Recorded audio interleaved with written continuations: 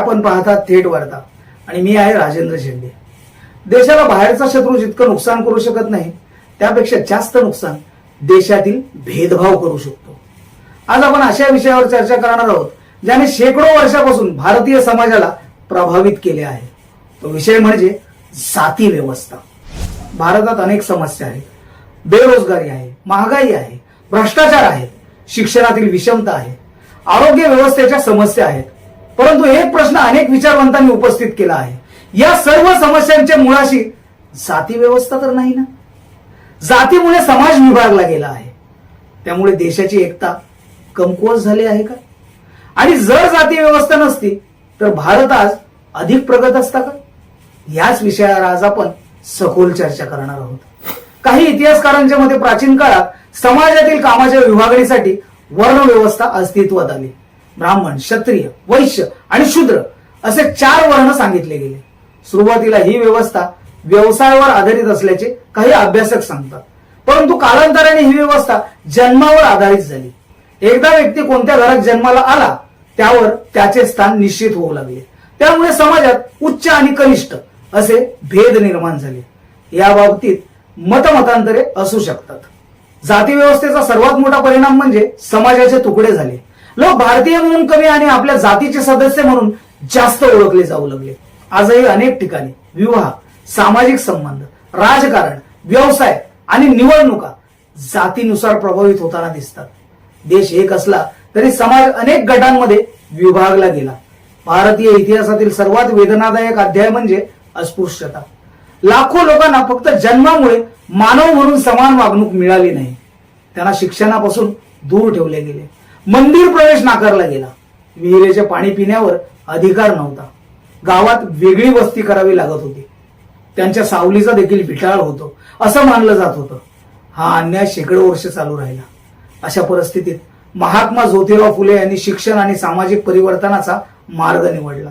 त्यांनी स्त्रिया, शूद्र आणि अतिशूद्र यांना शिक्षण मिळावे यासाठी संघर्ष केला।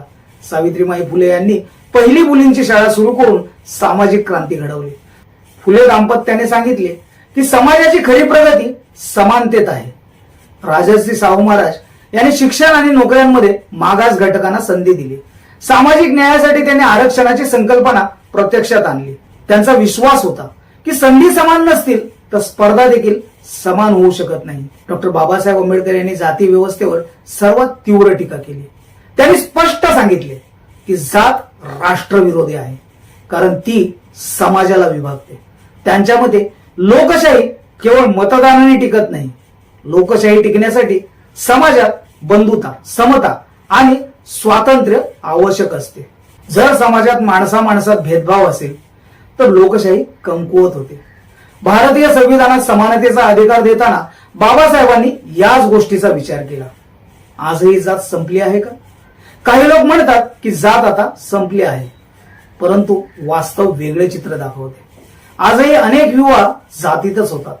आजही जातीय हिंसेच्या घटना घडतच आहेत। आजही अनेक भागात सामाजिक भेदभावाच्या तक्रारी येतात। निवडणुकांमध्ये उमेदवार निवडताना जात महत्वाचा घटक ठरतो। म्हणजेच जात व्यवस्था स्वरूप बदलून अजूनही अस्तित्वात आहे असे अनेक अभ्यासकांचे मत आहे। आज भारतीय राजकारणात जात हा मोठा घटक बनला आहे। अनेक पक्ष विशिष्ट जातींच्या मतावर लक्ष केंद्रित करतात। निवडणुकीचे गणित अनेकदा विकासापेक्षा जातीय समीकरणावर आधारित असते। यामुळे लोकशाहीत मुद्दे बाजूला पडतात आणि समाजातील विभागणी वाढते। जेव्हा समाज एकत्र नसतो तेव्हा त्याची उत्पादन क्षमता कमी होते, प्रतिभेला संधी मिळत नाही, अनेक लोकांना शिक्षण आणि रोजगारापासून वंचित राहावे लागते। देशातील प्रत्येक व्यक्तीची क्षमता वापरली गेली असती तर भारताचा विकास अधिक वेगाने झाला असता। जातीय विषमतेच्या पार्श्वभूमीवर आरक्षण व्यवस्था लागू करण्यात आली। याचा उद्देश ऐतिहासिक दृष्ट्या वंचित राहिलेल्या घटकांना संधी देणे हा होता।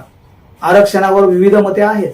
काही लोक त्याचे समर्थन करतात, काही विरोध करतात, परंतु हे निश्चित आहे की सामाजिक विषमता आणि संधीतील असमानता यावर गंभीर चर्चा होणे आवश्यक आहे। आपण प्रथम भारतीय आहोत की जातीय गटाचे सदस्य? हा प्रश्न प्रत्येक नागरिकाने स्वतःला विचारला पाहिजे। सीमेवर उभा असलेला सैनिक जात पाहून देशाचे संरक्षण करत नाही, वैज्ञानिक जात पाहून संशोधन करत नाही, डॉक्टर जात पाहून उपचार करत नाही. देशाची प्रगती एकतेतून होते, विभागणीतून नाही. जाती संस्था कुठेतरी संपली पाहिजे. जात जर खरंच संपवायची असेल तर त्याकरिता गुणवत्तापूर्व शिक्षण सर्वांसाठी उपलब्ध झाले पाहिजे. संविधानातील समानतेची मूल्ये समाजात रुजली पाहिजेत. आंतरजातीय संवाद वाढला पाहिजे. आंतरजातीय विवाह झाले पाहिजेत. सामाजिक न्याय आणि बंधुता यावर भर दिला गेला पाहिजे. माणसाची ओळख त्याच्या कर्तृत्वावर व्हावी, जन्मावर नाही. भारतातील सगळ्यात मोठी समस्या जाती व्यवस्था आहे का? याचे उत्तर प्रत्येक व्यक्ती वेगळे देऊ शकते. परंतु एक गोष्ट निश्चित आहे, जोपर्यंत माणसात भेदभाव राहील तोपर्यंत समाज पूर्णपणे एकसंघ होऊ शकणार नाही. भारतीय संविधानाने आपल्याला समता, स्वातंत्र्य आणि बंधुता यांचा मार्ग दाखवला आहे. प्रश्न इतकाच आहे, आपण त्या मार्गावर चालण्यास तयार आहोत का? आपले मत कमेंटमध्ये नक्की सांगा. व्हिडिओ आवडला असेल तर लाईक करा, शेअर करा आणि थेट वार्ता चॅनलला सबस्क्राईब करायला विसरू नका. धन्यवाद. जय भारत.